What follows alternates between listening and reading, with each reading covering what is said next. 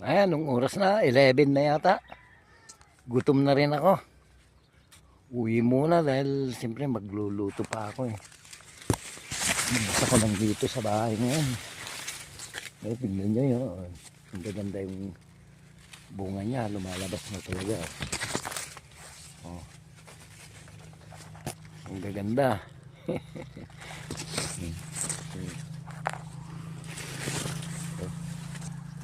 Ay, tara na sa bahay. Para may umpisa ko na yung pang lunch ko rin. Dito na po. Yung umpisa ko na yung magluto. Ito yung paborito ko palagi. Oh.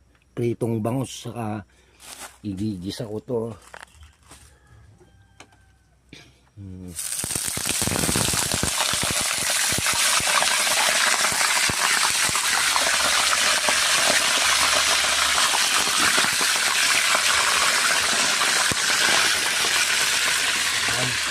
Yung pagpritohan ko na mantika, ito yung paggigisahan ko.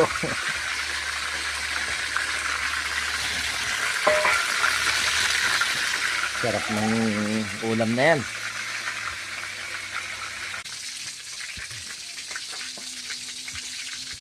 Yan na po, nag-brown na. Sinunod ko na yung alamang para makakain na rin. Lalagyan ko ng asukal to.